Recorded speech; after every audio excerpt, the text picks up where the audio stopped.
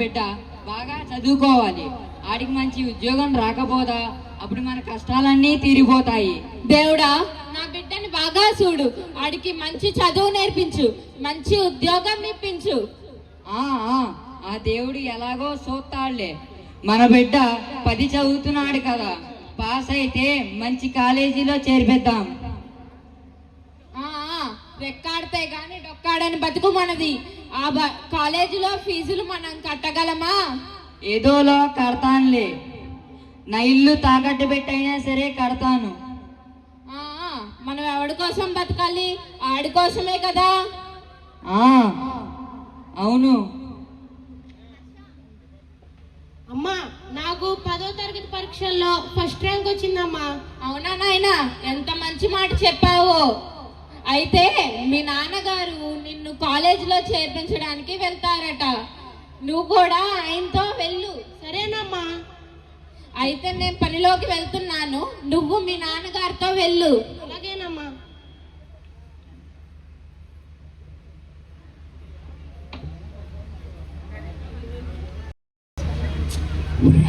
నమస్కారం ప్రిన్సిపల్ గారు. నమస్కారం, కూర్చోండి. మా అబ్బాయి 10వ తరగతి మంచి మార్కులతో పాస్ అయ్యాడండి. మీ కాలేజీలో మాస్టర్లు బాగా చదువు చెప్తానని విని వచ్చామండి. మా అబ్బాయిని మీ కాలేజీలో చదివించాలనుకుంటున్నామండి. సరే, 595 మార్కులు సార్. Very good.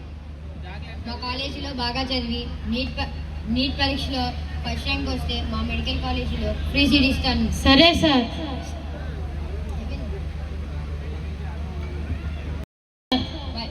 మరి ఫస్ట్ టర్మ్ ఫీజు కంప్లీట్ చేశారు, సెకండ్ టర్మ్ ఫీజు పెండింగ్ లో ఉంది, మీ పేరెంట్స్ కట్టమని చెప్పురా.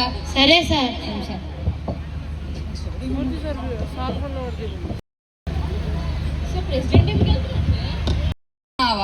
బాగా చదువుకుంటున్నాను నాన్న. మాస్టర్లు అందరూ బాగా చదువు చెబుతున్నారా? బాగా చెబుతున్నాను నాన్న. ఫస్ట్ టర్మ్ ఫీజు కట్టేశావు, second term fee principal sir కట్టమన్నారు నాన్న. సరేలే, నేను ఏదోలా కడతానమ్మా. ఏం చెయ్యాలి?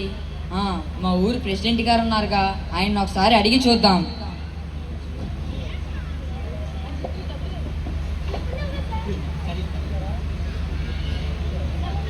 నమస్కారం ప్రెసిడెంట్ గారు.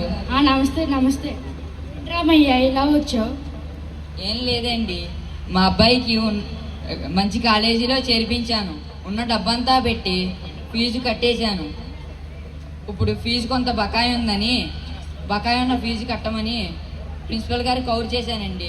నా ఇల్లు తాకట్టు పెట్టుకుని కొంత డబ్బు సర్దుబాటు చేయండి. మీ రుణం ఎప్పటికీ మర్చిపోలేనండి. సరే సరే, డబ్బు ఇల్లు తర్వాత ఇద్దు కానిలే.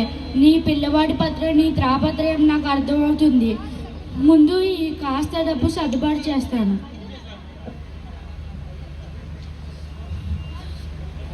ఇదిగో ఈ డబ్బులుంచు. చాలా సంతోషం అండి, మీ మేలు ఎప్పటికీ మర్చిపోనండి. తీసుకెళ్ళి ప్రిన్సిపల్ గారికి కట్టేయమ్మా. సరే నాన్న.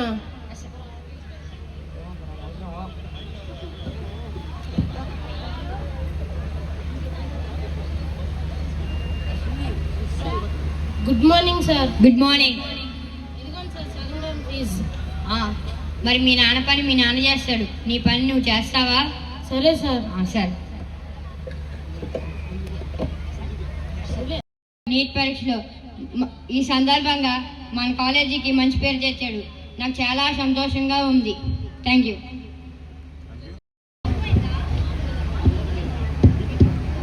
ఎగ్జామ్స్ ఉన్నాయి కదా, నేను చదువుకోవాలి, నేను రాను. అరే పుస్తకాల పురుగా, ఎప్పుడు చదివేనా? ఏ వయసులో చేయాల్సిన ఆ వయసులోనే చేయాలరా. వయసు అయిపోయాక ఇంకేం చేస్తావురా? అరే డబ్బుల గురించి ఆలోచించమాక, ఆ ఖర్చులన్నీ మేము పెట్టుకుంటాం.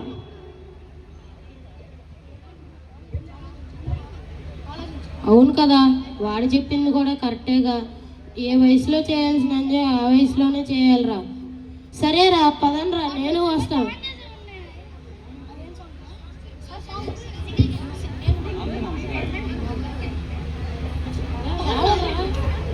అంటారు కదరా, ఈరోజు పగలే వచ్చిందేంటి? గొడ్ల గోబలు రాత్రి వస్తాయంటారు కదే, ఈ రోజు అంటే పగలే వచ్చాయి. అవునే, నిజమే, గుడ్లు పగలే.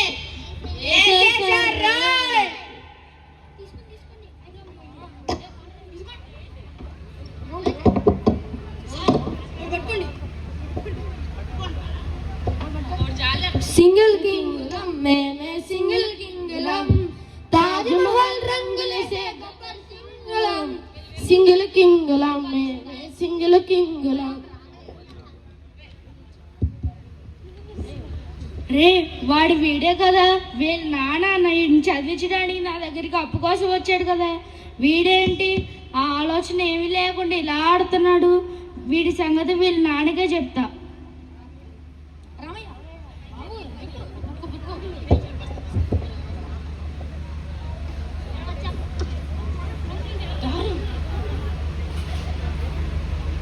ఏంటి రామయ్య ఎలా ఉన్నావు? బానే ఉన్నామండి మీ దయ వల్ల. మీ అబ్బాయి ఎలా చదువుకుంటున్నాడు? బాగా చదువుకుంటున్నాడని విన్నామండి. మీ అబ్బాయి దగ్గరికి వెళ్ళారా? లేదండి, ఎప్పుడూ వెళ్ళలేదు. సరే నేను తీసుకెళ్తాను, వస్తారా? వస్తామండి. సరే అయితే రేపు పొద్దున్నే తీసుకెళ్తున్నాను, రెడీగా ఉండండి. సరేనండి. రెడీ. హ్యాంగ్ల glass, glass scotch, empty life fear, girl come life reverse, oh love oh my love I want your now. నానా సిద్ధార్థ ఎవరే పానకంలో పుడకలాగా. నానా సిద్ధార్థ నువ్వేనా? ఏంట్రా ఇది? నేనే. నా ఫ్రెండ్స్ ఏం చేస్తున్నారు, నేను అదే చేస్తున్నా. ఏ వయసులో చేయాల్సిన ఎంజాయ్ ఆ వయసులో చేయాలి తప్ప. నానా సిద్ధార్థ లేనా? లేగు. నిన్ను ఈ స్థితిలో నేను చూడలేను, చూస్తూ బతకలేను. జానకి లెగు, జానకి లెగు, లెగు జానకి లెగు. నువ్వు నమ్ముకున్న దేవుడు నీకు అన్యాయం చేశాడు. నా కాయ కష్టం నీకు వృధా అయిపోయింది. మనకి దిక్కున్న చోటకు వెళ్దాం. లెగు జానకి లెగు, జానకి లెగు, జానకి లెగు, జానకి జానకి నన్ను వదిలేసి వెళ్ళిపోయావా జానకి?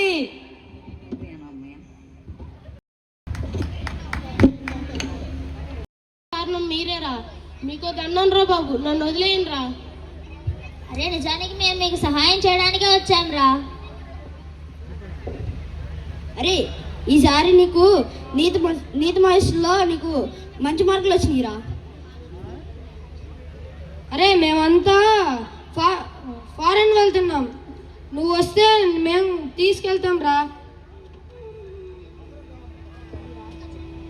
నీ ఖర్చులన్నీ మేము చూసుకుంటాం రా, రారా.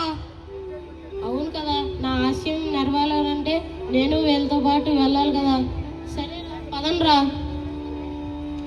ఆ విధంగా తన తల్లిదండ్రుల ఆశయాలు నెరవేర్చుకోవడం కోసం మిత్రులతో మళ్ళీ స్నేహం చేస్తూ ఇప్పుడు నిజమైన మార్పును కోరుకుంటూ అమెరికా వెళ్తారు.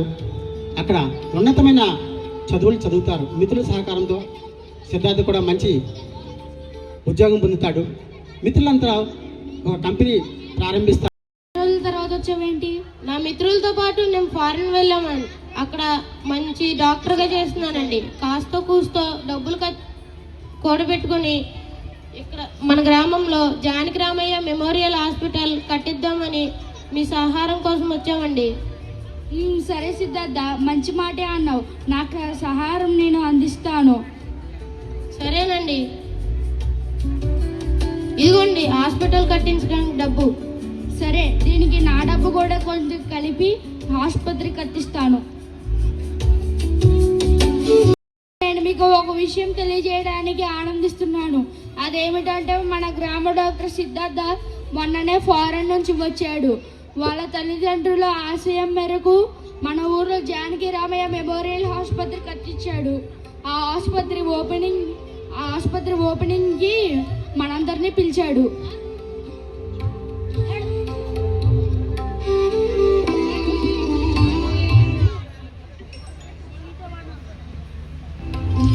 ఆ విధంగా సిద్ధార్థ అందించిన వైద్య సేవలు గ్రామంలోనే కాకుండా దేశమంతా విస్తరించగలిగి అది చూసి భారత ప్రభుత్వం గమనించింది. ఈ వైద్య సేవలు ఎవరు అందిస్తున్నారని పరిశోధన చేసి తెలుసుకుంది. తర్వాత ఏం జరిగిందో చూడండి.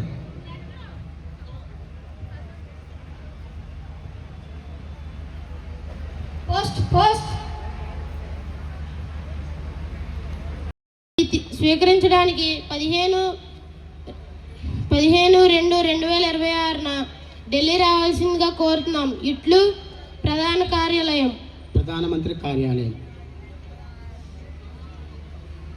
చక్కగా చదువుకొని ఉన్నత స్థానానికి చేరుకొని దేశ ప్రజలకు చక్కని వైద్యం అందించడం నాకు చాలా ఆనందం కలిగిస్తుంది. ఇలానే భారతీయ యువకులు దేశ ప్రగతిలో పాలు పంచుకోవాలని ఆశిస్తున్నాను. సిద్ధార్థని అవార్డు స్వీకరించేందుకు కోరుచున్నాం. సభకు చేసిన పెద్దలందరికీ నమస్కారం. ఈ అవార్డు పొందడానికి ప్రధాన కారకులు నా మిత్రులు గౌరవనీయులైన ప్రెసిడెంట్ గారు. ముందుగా వీరికి నా హృదయపూర్వక కృతజ్ఞతలు తెలియజేస్తున్నాను. ఈ సందర్భంగా నేను 2 మాటలు చెప్పాలనుకుంటున్నాను. మనం తింటే ఆనందించేది తల్లిదండ్రులు, మనం పెరిగి పెద్ద అయితే ఆనందించేది తల్లిదండ్రులు. అలాగే మనం పెరిగి పెద్ద ప్రయోజకులైన తర్వాత వాళ్ళని కోల్పోతే అది చాలా బాధాకరమైన విషయం. ఆ బాధను నేను అనుభవించాను. మీ తల్లిదండ్రుల ప్రాణాలు పిల్లల్లోనే ఉంటాయని నా తల్లిదండ్రులు నేను కోల్పోయాక తెలుసుకున్నాను. నాలాగే మీ చెడు ప్రవర్తనతో మీ తల్లిదండ్రులను దూరం చేసుకోకండి.